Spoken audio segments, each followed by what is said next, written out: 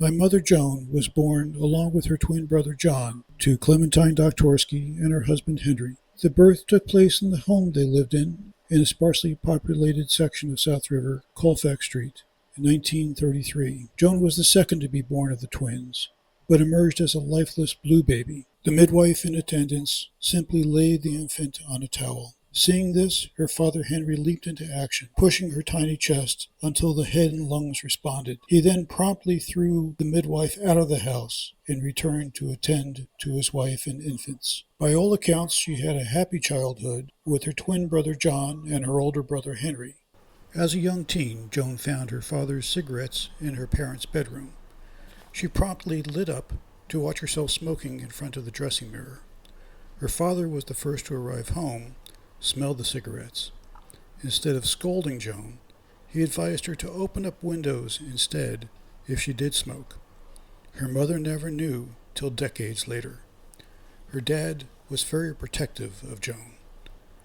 In another cigarette-related incident, while her older brother Henry was away in post-war Germany, she drove his convertible down the road.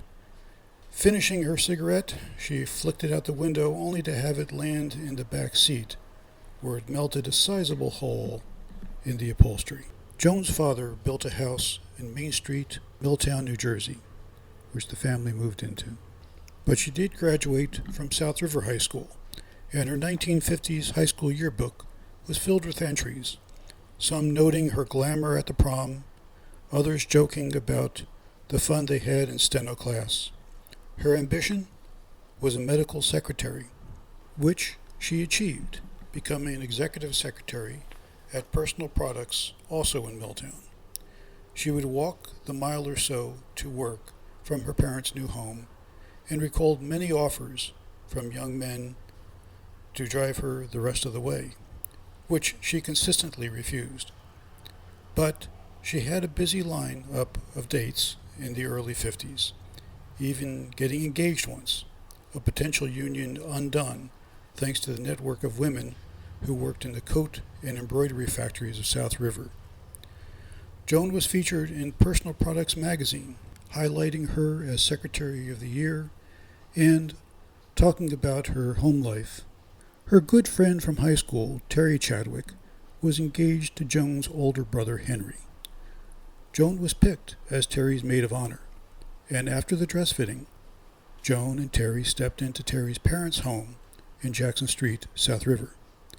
There she cast eyes on a lanky young man in the sewing room, adding insignias to his Navy uniform. She exclaimed, "That's the guy who keeps on tipping my hat in church with the collector's basket," something she was not happy about. However, that man, Terry's brother Frank, managed to dance with Joan at Terry's wedding, October 17th, 1953, and the two dated. One of the stories centered around cherry blossom season, a few months before their own wedding. Frank and Joan took a day trip down to Washington, D.C., and after spending most of the day there, they proceeded back, but without the aid of GPS and with Joan in charge of the maps, they ended up going around the Beltway twice, which added several hours to the trip. Got stuck in traffic, and by the time they got back to Joan's parents' house, it was about 2 o'clock in the morning. Joan's mother was not happy, and I won't go into much more detail than what she said about that.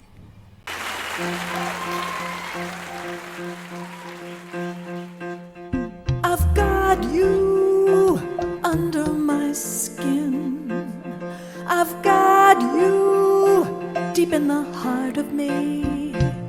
So deep in my heart, you're really a part of me. I've got you under my skin. I tried so not to give in.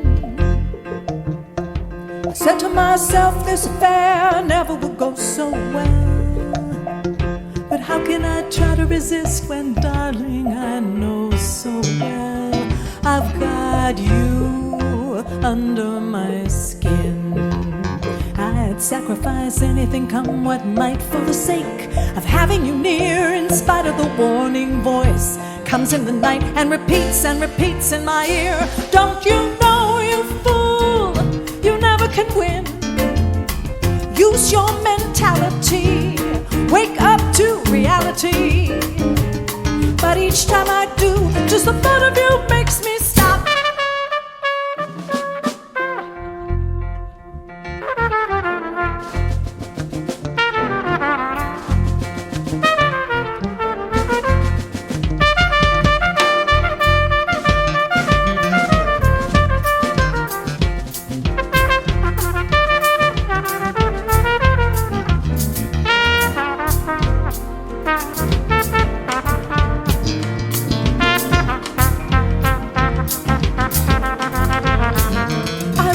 Sacrifice anything, come what might, for the sake of having you near, in spite of the warning voice comes in the night and repeats and repeats. Don't you know, you fool, you never can win. Use your mentality, wake up to reality. But each time I do, just the thought of you makes me stop.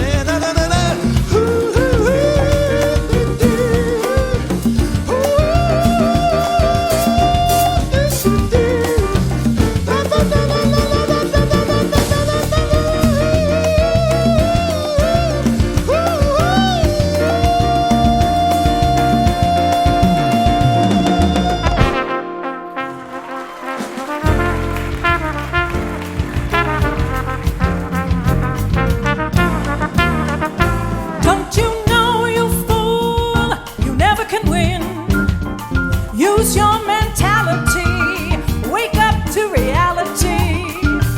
But each time I do, just the thought of you makes me stop before I begin. 'Cause I've got you under my skin, and I love you under my skin, and I've got you under my